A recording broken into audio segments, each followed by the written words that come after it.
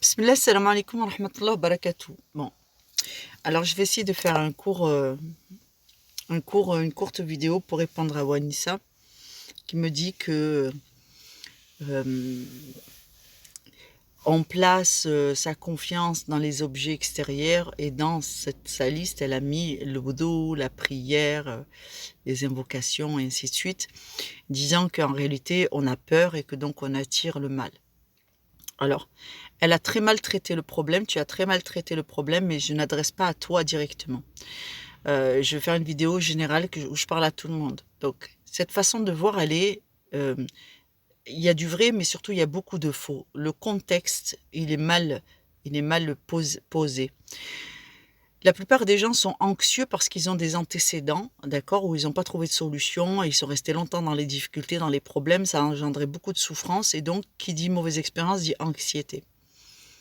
Le fait d'ancrer dans les choses extérieures, comme tu appelles, le wudu, la salat, les invocations, la récitation du Coran, d'aller chercher la sécurité là-dedans, c'est un mécanisme normal. Quand on cherche des solutions, qu'on est musulman.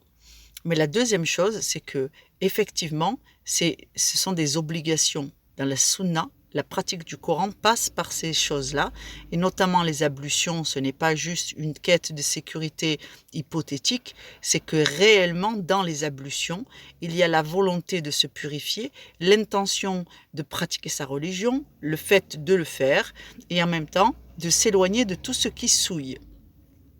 Le fait de mener des actions comme celle-ci, mais qu'elles soient incomplètes, parce qu'à côté de ça, on continue à regarder sur les réseaux sociaux des choses qui font rentrer le coufre par les yeux, par les oreilles, par la bouche, que vous répétez les chansons, que vous fredonnez, que vous avez des rythmes, des mélodies dans le cœur au lieu d'avoir des versets du Coran. Vous entretenez le mal. Donc, en entretenant ce mal, vous ouvrez des portes sans même le savoir, et vous n'êtes plus dans la protection. C'est-à-dire que le nefs n'est plus protégé parce qu'il n'est plus dans l'évocation souvent du nom d'Allah, mais il est dans le fredonnement des chansons que vous avez entendues sur les réseaux sociaux et compagnie. Pendant que vous êtes distrait, vous perdez vos ablutions et vous ne vous en rendez pas compte. Donc votre corps n'est plus sous la protection de la pureté que les ablutions ont apportée. Et en dernier lieu, l'intention. L'intention, elle est dans le fait d'oublier ses problèmes plutôt que d'y remédier par le fait de se soumettre à Allah et de s'éloigner du péché. C'est-à-dire, on essaye d'oublier ses problèmes comme étant une solution parce qu'on est distrait à travers la distraction plutôt que de s'ancrer au souvenir d'Allah et de s'éloigner des péchés qui sont la source de notre affliction. Donc l'impureté rentre par les yeux, par les oreilles, par le cœur, par la musique qu'on entend et qu'on fredonne et qui nous distrait de l'évocation souvent du nom d'Allah. Et comme on n'est plus dans l'intention de A'oudou billah, je prends protection auprès d'Allah et je suis avec Allah, et bien effectivement, c'est des paroles vides parce que vous n'êtes plus avec Allah, vous êtes dans la distraction. Donc c'est plutôt ici que prend la source de l'angoisse, et c'est pour ça que ça ne fonctionne pas. Donc quand j'entends ou que je vois des commentaires comme ça, sachez que je ne peux pas publier des choses qui véhiculent des fausses informations.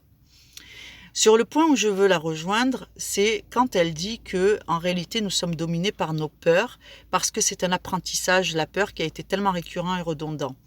Et que le fait de faire des actions bonnes pour se protéger, mais de les faire avec la motivation de la peur, c'est pas une bonne chose. Alors, globalement, bien sûr que si Allah prend l'épreuve pour vous ramener à la piété et que l'épreuve a des conséquences douloureuses et que par conséquent vous avez fait un apprentissage que si vous désobéissez, ça fait mal, c'est une bonne chose.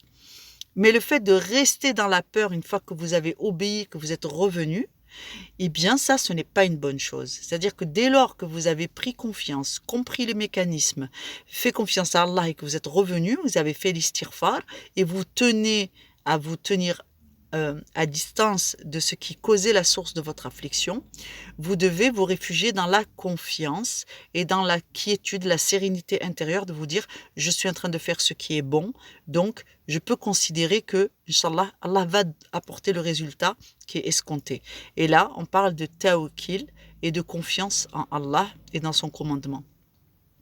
Donc c'est en cela que je ne publie pas le commentaire parce que tout est mélangé au point d'induire les gens en erreur et je préfère répondre en vidéo à ton commentaire qui va me permettre de remettre les choses et structurer les choses et les mettre à l'endroit, Inch'Allah, afin que ça puisse profiter au plus grand nombre.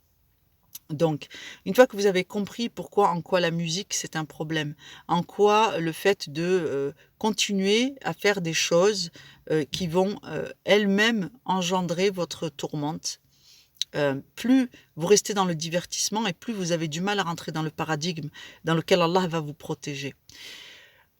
Si vous me dites: «Oui, mais est-ce que tu comprends, Aurore, c'est très, très compliqué. Là, ce que tu nous demandes, c'est de faire un saut complet où on va se passer de divertissement, de musique, d'internet, de surfer sur les réseaux sociaux, de regarder des trucs».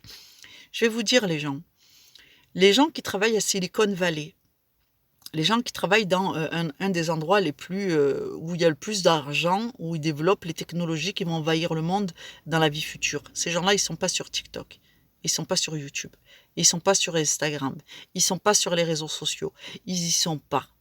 Ils sont pas devant la télévision, ils écoutent pas la radio. C'est eux qui font l'information qui sera diffusée et c'est pas eux qui sont victimes et observateurs du monde qui se déroule sans eux. Eux, ils sont acteurs dans le monde et vous, vous êtes passifs. Les gens qui vous gouvernent, ils regardent pas la télévision. Ils payent des gens pour surveiller ce qui se passe à la télévision et si ça leur plaît pas, ils ont des batteries d'avocats qui montent au front. Ces gens-là, ils ne perdent pas leur temps devant la télévision. Les gens qui vous font du sihr, les saharatou et compagnie, ils sont pas sur les réseaux sociaux autrement que pour aller chercher des clients. Quand ils veulent de l'information, ils envoient leur shayatin. Ils n'ont pas besoin de télévision, de divertissement. Eux, ils veulent du fric. Ils travaillent 24 heures sur 24 et la nuit, ils se lèvent pour faire des nœuds en pagaille, en pagaille.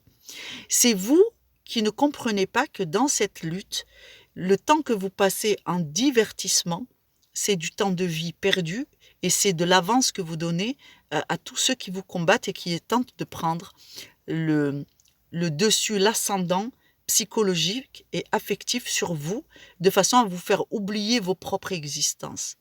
Quand on est vivant, on a mal. Et quand on arrive à être vivant en acceptant que la vie c'est douloureux, alors on peut commencer à être heureux. D'accord?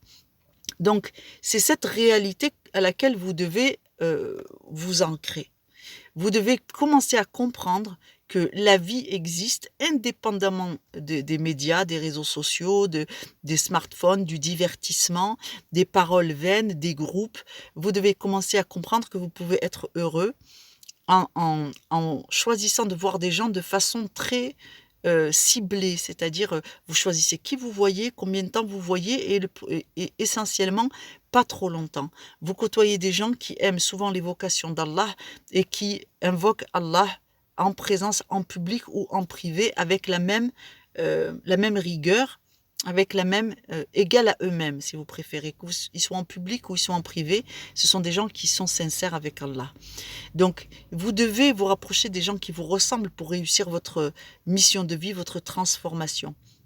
Donc, ne suivez pas bêtement en vous disant c'est dans le divertissement, c'est dans la distraction que je vais trouver l'apaisement parce que c'est plutôt ça qui cause votre inaction et donc dans l'inaction de prendre le contrôle de sa vie sur le plan spirituel, c'est la base d'avoir une vie saine et équilibrée et une vie, c'est toi qui décides où tu veux mener ta vie. Comment tu l'amènes?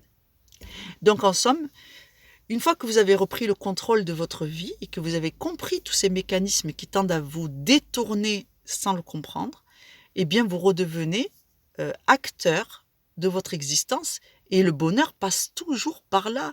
Si vous n'êtes pas acteur de votre vie, vous aurez toujours peur. Donc, je préfère, moi je vous le dis, savoir que je prends un risque, être capable de mesurer les risques que je prends, plutôt que d'avancer comme si j'étais aveugle, de ne pas savoir où je vais, de ne pas savoir la nature des risques et d'essayer de faire l'autruche et d'ignorer le problème comme si j'allais passer par hasard à travers les gouttes de pluie acide ou les lames tranchantes que les ennemis ont déposées. Donc ne soyez pas dupes.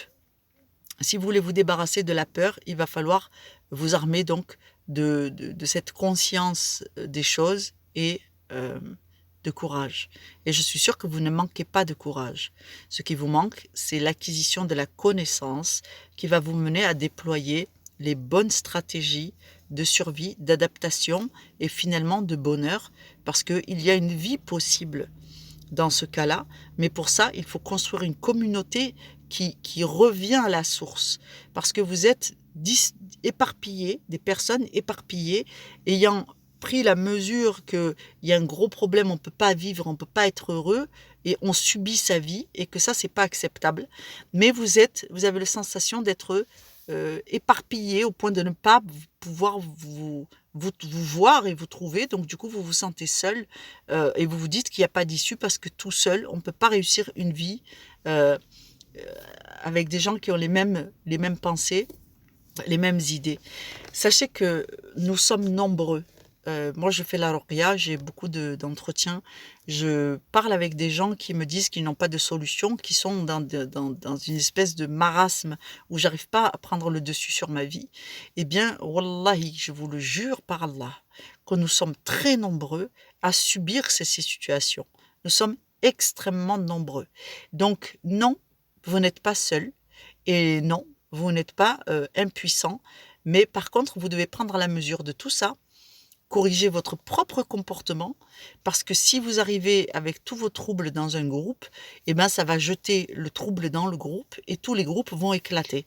Donc, vous avez l'obligation de vous soigner et de changer votre structure psychologique et de revenir à quelque chose de sain, Inch'Allah, afin que ça rende viable notre projet de collectivité, de Oumma qui soit stable et qui soit une Oumma forte, subhanallah. Tout simplement. Hein. Voilà, qu'Allah vous facilite. Salam alaikum wa rahmatullahi wa barakatuh.